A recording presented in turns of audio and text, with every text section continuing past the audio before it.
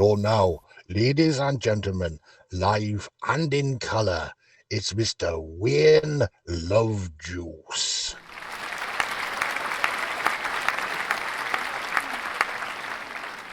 The other day I produced a Louis, had a chat with an interesting chappie who said that the YouTube algorithms really aren't that happy.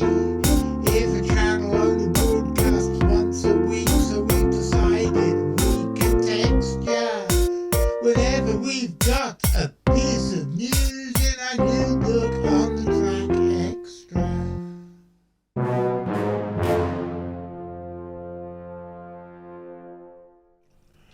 Good afternoon, ladies and gentlemen. My name's John Downs. I'm the director of the Centre for Fortean Zoology, and welcome to another episode of On the Track Extra. I assume that most of you know what this is, but just for those who don't, every Saturday afternoon for about half an hour and every Wednesday evening for about half that, we bring you a miscellany of hard science, weird shit, and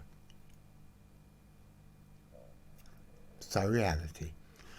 And if you don't know what surreality is, we'll cop a load of this.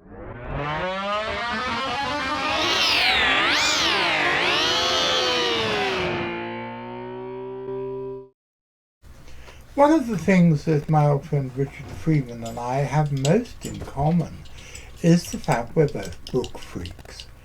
And it's something I enjoy very much, is whenever Richard comes up to the CFZ and spends a few days here, he brings books with him. We talk about books and we review books to go into episodes of On the Track Extra, and this week it's no exception. So, Richard, what's the book that we have with us this time? The book we have with us this time is It Was a Dark and Creepy Night by Joshua P. Warren and Andrea Sarkopel. Well, this is another one of the ones that I've not read. So what we will do, you review it, and then we will talk about it. And I will ask stupid questions, and you will tell me to stop asking stupid questions because I mustn't show myself up for being a senile old fool. Take it away, Rich. One of the things I like best when I do a Fortean conference is just talking to other Forteans at the bar or at the meal afterwards and just picking up weird stories that they've heard. Strange accounts from members of the public. And this is what this book is all about. It's not an in-depth look at things, it's not an analysis of things, it's a collection of anecdotes and stories that these people have collected and put together over decades. And they're quite short accounts. Most of them are about a page or so, some of them are a couple of pages, but they're just odd things that happen to people. I find the whole idea of the bizarre and strange and Fortean intruding onto the everyday fascinating, and I think most people have what we call these woo moments where something strange happens in their life, maybe only once or twice in their life, and most people don't talk about it or forget about it, but these are accounts from people who've had these strange experiences. And there is one woman who woke up and found in her bedroom a sort of pyramid-shaped mass of jelly with a horrible fanged mouth and slanting yellow eyes and walnut-like growths over it and a foul smell, and she thought it was some sort of demon. Another woman who awoke and found a fish-like beast similar to the creature from the Black Lagoon biting into her foot. And of course these could be hypnagogic or hypnopompic hallucinations, but not all of them are from people who were in their bedroom. There were people in all sorts of situations that have had strange things happen to them. They've seen strange creatures or strange figures, and it's fascinating.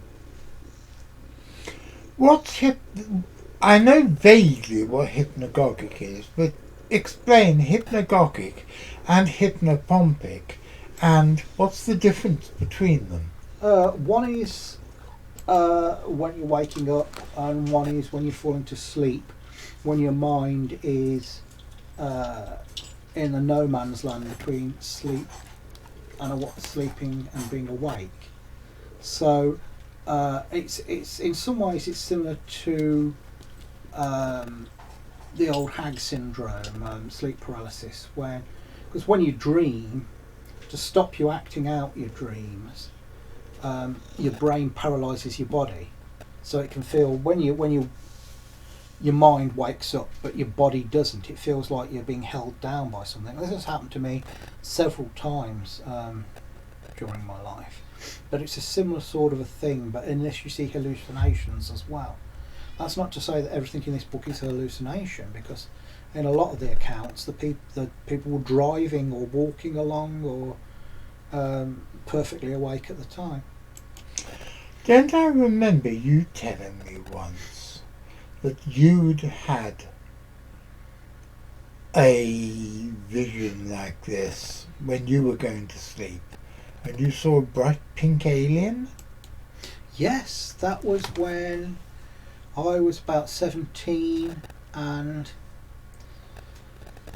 I awoke one night, rolled over in bed and saw this thing that looked like a typical grey alien, except it was this ridiculous shocking pink, like the colour of seaside rock, and it was levitating horizontally next to my bed. Then it turned over, looked at me and put its arm round me in a sort of friendly manner, and then I sort of woke up again.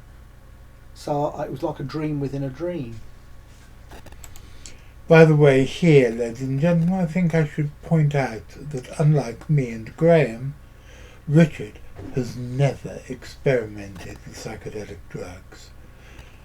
I did on a number of occasions about 40 years ago, and I've had the occasional flashback since, but Richard never did.